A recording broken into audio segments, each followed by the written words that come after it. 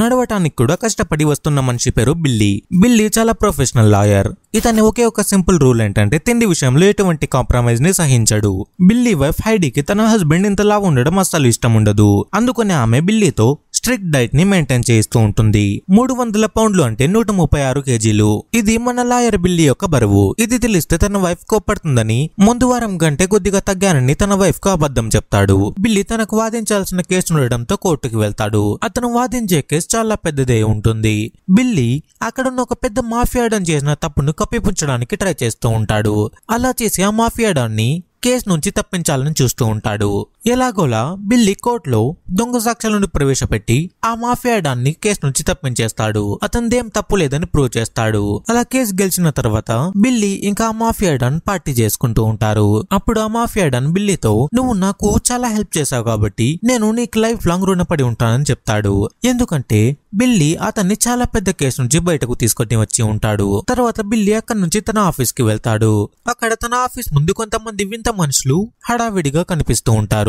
వాళ్ళెవరో కాదు, జిప్సీలు అయి ఉంటారు. ఈ జిప్సీ అనే తెగకు సంబంధించిన వాళ్ళు ప్రతి ఊరికి వెళ్తూ ఉంటారు. ఒక ఊరిలో కొన్ని రోజులుండి వాళ్లకు వచ్చిన పనిని చేసుకుంటూ బ్రతికేస్తూ ఉంటారు. అదే టైంలో బిల్లీ దగ్గరికి కోర్టు జడ్జి కూడా వస్తాడు. అతను కూడా బిల్లీ ఫ్రెండ్ అవ్వడం వల్ల ఇద్దరు మాట్లాడుకుంటూ ఉంటారు. అప్పుడు ఆ కోర్టు జడ్జి కూడా జిప్సీ వాళ్ళని చూసి చిరాకు పడతాడు. ఎందుకంటే వాళ్ళ వేషధారణ అవన్నీ చూసి అమెరికాలో ఎవరికే వాళ్ళు నచ్చుతూ ఉండరు. అందరూ వాళ్ళ మీద చిరాకు పడుతూ ఉంటారు. అలా జడ్జితో మాట్లాడాక బిల్లీ తన వైఫ్ తో కలిసి ఒక పార్టీకి వెళ్తాడు. అక్కడ కూడా బిల్లీ చాలా తింటూ ఉంటాడు. అదంతా చూస్తూ ఉన్న తన వైఫ్ అందరూ ఏమనుకుంటారో అని కంగారు పడుతూ ఉంటుంది. కానీ అతను మాత్రం తినడం ఆపుతూ ఉండడు. ఆ టేబుల్ మీద ఉన్నవన్నీ తింటూనే ఉంటాడు. కానీ ఎలాగోలా అతని వైఫ్ అతన్ని తీసుకుని బయటకు వచ్చేస్తుంది. అప్పుడు బిల్లీ వైఫ్ బిల్లీతో నువ్వు ఇలా చేస్తే అందరిలో మన పరువు పోతుందని చెప్తుంది. అదంతా వింటున్న బిల్లీ మాత్రం తన మనసులో ఎప్పుడు ఫుడ్డే ఉంటుందని దాని నుంచి బయటకు రాలేకపోతున్నానని చెప్తాడు. అదే టైంలో జిప్సీ తెగకు చెందిన 100 ఏళ్ల పైనున్న తజ్జు తన కూతురుతో ఒక మెడికల్ షాప్ లో ఉంటాడు. అతను అక్కడ వాళ్ళకు అవసరమైన మెడిసిన్స్ ని కొంటూ ఉంటాడు. మరోవైపు బిల్లీ వాళ్ళు కార్లో అటువైపే వస్తూ ఉంటారు. అదే టైంలో తజ్జు కూతురైన ముసలమ్మే రోడ్డు పైకి వస్తుంది. తన వైఫ్ డిస్ట్రాక్ట్ చేయడంతో బిల్లీ ఆమెను యాక్సిడెంట్ చేసి చంపేస్తాడు. బిల్లీ కార్ తో తన కూతుర్ని యాక్సిడెంట్ చేయడం మెడికల్ షాప్ లో ఉన్న తజ్జు చూస్తాడు. కానీ బిల్లీ ఇంకా అతని వైఫ్ మాత్రం ఏమాత్రం ఆలోచించకుండా ఇంటికి వెళ్లిపోయి ఉంటారు. తర్వాత రోజు మార్నింగ్ ఇంట్లో బిల్లీ తన కూతురుతో తాను చేసిన తప్పు కాదు అని చెప్తూ ఉంటాడు. యాక్సిడెంట్ అనేది తప్పు కాదని, అది తన ప్రమేయం లేకుండానే జరిగిపోయిందని చెప్తూ ఉంటాడు. అతను అంత పెద్ద తప్పు చేసి కూడా తాను తప్పు చేశానని ఏమాత్రం పశ్చాత్తాపం కూడా అతనిలో ఉండదు. తర్వాత బిల్లీ ఆ యాక్సిడెంట్ గురించి తన మీద కోర్టులో కేసు ఉండడంతో అక్కడికి వెళ్తాడు. అక్కడ ఉన్న పోలీస్ ఆఫీసర్ బిల్లీ చేసింది తప్పు కాదని, అతను ఏం తాగిలేడని కరెక్ట్ స్పీడ్ లోనే వెళ్తూ ఉన్నాడని, కానీ ఆమెని తప్పుగా రోడ్డు పైకి వచ్చేసి యాక్సిడెంట్ లో చనిపోయిందని చెప్తాడు. అదంతా విన్నాక ఆ కోర్టులో ఉన్న జడ్జి కూడా బిల్లీది తప్పేం లేదని, చనిపోయిన ఆమెదే తప్పు అని బిల్లీని నిర్దోషిగా ప్రకటిస్తాడు. నిజానికి బిల్లీదే తప్పు అని అక్కడున్న వాళ్ళందరికీ తెలుసు. కానీ ఆ జడ్జ్ ఇంకా ఆ పోలీస్ బిల్లీ ఫ్రెండ్స్ అయినందువల్ల తమ ఫ్రెండ్ ని కాపాడుకోవడం కోసం అలా అబద్ధాలు చెప్పి అతన్ని కేసు నుంచి బయటకు తీసుకుని వచ్చి ఉంటారు. అలా బిల్లీ తన కారు ఎక్కుతూ ఉన్నప్పుడు అక్కడికి జిప్సీ తెగకు చెందిన తజ్జు వస్తాడు. అతను బిల్లీ దగ్గరికి వచ్చి బిల్లీ బుగ్గను టచ్ చేసి తిన్నారని చెప్తాడు. కానీ అతను ఏం చేస్తున్నాడో బిల్లీకి అర్థం అవ్వదు. అలా బిల్లీ చూస్తూ ఉండగానే అతను అక్కడి నుంచి తన కారులో వెళ్లిపోతాడు. నిజానికి తజ్జు చూడడానికి చాలా భయంకరంగా ఉంటాడు. ఇక్కడ బిల్లీకి అర్థం అవ్వని ఇంకా మనం అర్థం చేసుకోవాల్సిన విషయం ఏంటంటే అతను బిల్లీ బుగ్గ దగ్గర చేయి పెట్టి చెప్పింది ఏంటో కాదు, అది ఒక శాపమై ఉంటుంది. జిప్సీ తెగ వాళ్లకు ఎవరినైనా శపించే ఒక పవర్ ఉంటుంది. తర్వాత రోజు బిల్లీ తన ఇంట్లో లేచి యాజ్ యూజువల్ గా వెయిట్ చూసుకుంటాడు. కానీ ఈసారి వెయిట్ చాలా తగ్గిపోయి ఉంటాడు. అది చూడగానే బిల్లీనే షాక్ అవుతాడు. ఎందుకంటే అతను ఒక వారంలోనే ఇంత వెయిట్ తగ్గాడంటే అతనే నమ్మలేకపోతాడు. అలా తాను చాలా వెయిట్ తగ్గానని బిల్లీ వెళ్లి తన వైఫ్ తో చెప్తాడు. ఆమె కూడా చాలా సంతోషపడుతుంది. ఇంకా ఎక్కువ ఫుడ్ తినడం మొదలు పెడతాడు. అదంతా అతని వైఫ్ కి నచ్చుతూ ఉండదు. ఎందుకంటే ఇప్పుడిప్పుడే వెయిట్ తగ్గుతున్నాడు, మళ్ళీ తింటే మళ్ళీ వెయిట్ పెరుగుతాడేమో అని ఆమె భయపడుతూ ఉంటుంది. తర్వాత బిల్లీ తన ఫ్రెండ్స్ తో కలిసి గోల్ఫ్ ఆడడానికి వెళ్తాడు. అక్కడే ఆ కోర్ట్ జడ్జ్ కూడా ఉంటాడు. అప్పుడు ఆ కోర్ట్ జడ్జ్ బిల్లీతో ఒకరోజు తన భార్యతో కలిసి తన లంచ్ కి వెళ్ళినప్పుడు అక్కడికి జిప్సీ తెగల నుంచి వచ్చిన తజ్జు వచ్చి తన బుగ్గని నిమిరి ఏదో చెప్పి వెళ్ళాడని చెప్తాడు. అప్పుడు బిల్లీ అతను నాకు కూడా అలాగే చేశాడని, నీకేం మాట చెప్పాడని అడుగుతాడు. జడ్జ్ మాత్రం తనకు అదేం వినపడలేదని చెప్తాడు. అదే టైంలో అక్కడికి ఒక డాక్టర్ వస్తాడు. ఆ డాక్టర్ ఎవరో కాదు, బిల్లీ ఇంకా కోర్ట్ జడ్జ్ ఫ్రెండ్ అయి ఉంటాడు. అప్పుడు ఆ కోర్ట్ జడ్జ్ ఆ డాక్టర్ తో తనకు ఏదో చర్మంలో తేడా కనిపిస్తోందని అడుగుతాడు. అప్పుడు ఆ డాక్టర్ అదేం కాదని ఆయింట్మెంట్ రాసుకుంటే తగ్గిపోతుందని చెప్తాడు. తర్వాత రోజు బిల్లీ తన ఇంట్లో తన వెయిట్ ని చూసుకుంటాడు. కానీ అతని వెయిట్ చాలా తగ్గిపోయి ఉంటుంది. అప్పుడు తన వైఫ్ ఒకే వారంలో ఇంత వెయిట్ తగ్గకూడదని ఇది క్యాన్సర్ ఏమో అని అనుకుంటూ ఉంటుంది. అది విన్నాక బిల్లీ కూడా భయపడతాడు. దానితో తన ఫ్రెండ్ అయిన డాక్టర్ దగ్గరికి వెళ్లి చెక్ చేయించుకుంటాడు. బిల్లీని బాగా చెక్ చేశాక డాక్టర్ నీలో ఏం ప్రాబ్లం లేదు అని, ఏం ఆలోచించకుండా రెస్ట్ తీసుకోమని చెప్తాడు. తనలో ఎలాంటి ప్రాబ్లం లేదని డాక్టర్ చెప్పడంతో బిల్లీ ఇంకా తన ఫుడ్ ని ఎక్కువగా తింటూ ఉంటాడు. తర్వాత రోజు బిల్లీ ఒక రెస్టారెంట్ లోకి వెళ్లి ఫుడ్ తింటూ ఉంటాడు. అప్పుడే అక్కడికి బిల్లీ ఫ్రెండ్ అయిన డాక్టర్ వస్తాడు. నీ హెల్త్ గురించి నాకేం అర్థం అవ్వట్లేదని, నిన్ను ఒక పెద్ద క్లినిక్ కి పంపిస్తానని, అక్కడ నువ్వు కొద్ది రోజులుంటే వాళ్ళే టెస్ట్ చేసి ఏముందో చెప్తారని చెప్తాడు. అదే టైంలో ఆ రెస్టారెంట్ కి బిల్లీ ఫ్రెండ్ అయిన కోర్ట్ జడ్జ్ వైఫ్ కూడా వచ్చి ఉంటుంది. ఆమె ఒక్కటే కూర్చొని బాధపడుతూ ఉంటుంది. బిల్లీ ఆమె పక్కన తన హస్బెండ్ లేకపోవడం చూస్తాడు. బిల్లీ ఆమె ఇంటికి వెళ్తాడు. కోర్ట్ జడ్జ్ వైఫ్ తన హస్బెండ్ ఇంట్లో లేడని వేరే ఊరికి వెళ్ళాడని చెప్తుంది. అప్పుడు బిల్లీ తను చాలా వెయిట్ తగ్గానని చెప్తాడు. అది వినగానే ఆమె ఒక్కసారిగా జిప్సీ శాపం వల్లే నువ్వు కూడా వెయిట్ తగ్గుతున్నావని చెప్తుంది. అది వినగానే బిల్లీ ఒక్కసారిగా షాక్ అవుతాడు. తర్వాత ఆమె తన హస్బెండ్ గురించి చెప్తుంది. ఒకరోజు తాము డిన్నర్ కి వెళ్ళినప్పుడు జిప్సీ వాడైన ఒక తను వచ్చి తన భర్త బుగ్గను మీరి లిజర్డ్ అని చెప్పాడని చెప్తుంది. ఆ తర్వాత రోజు నుంచి తన భర్త స్కిన్ మారిపోతూ వస్తుందని, చివరికి తన భర్త ఒక బల్లిలాగా మారిపోయాడని చెప్తుంది. అదంతా వింటూ ఉన్న బిల్లీకి దిమ్మ తిరిగిపోతూ ఉంటుంది. ఎందుకంటే ఆ జిప్సీ అతను తనకు కూడా అలాగే చేశాడు కాబట్టి ఇప్పుడు దాని వల్ల తను వెయిట్ తగ్గుతూ ఉన్నానేమో అని బిల్లీ ఆలోచిస్తూ ఉంటాడు. అప్పుడు ఆ కోర్ట్ జడ్జి వైఫ్ నీ వల్ల ఇదంతా జరిగింది అని బిల్లీని తన ఇంటి నుంచి బయటకు గెంటేస్తుంది. దానితో చేసేదేం లేక బిల్లీ తన ఫ్రెండ్ అయిన పోలీస్ ఆఫీసర్ దగ్గరికి వెళ్తాడు. ఎందుకంటే వీళ్ళు ముగ్గురే కలిసి తప్పులన్నీ చేసి ఉంటారు కాబట్టి. ఇప్పుడు ఆ పోలీస్ ఆఫీసర్ కూడా చాలా వింతగా మారిపోయి ఉంటాడు. అతని మొహం అంతా ఉబ్బిపోయి ఉంటుంది. అతను ఎవరు చూడకూడదని తన రూమ్ లోనే తలుపు వేసుకుని దాక్కొని ఉంటాడు.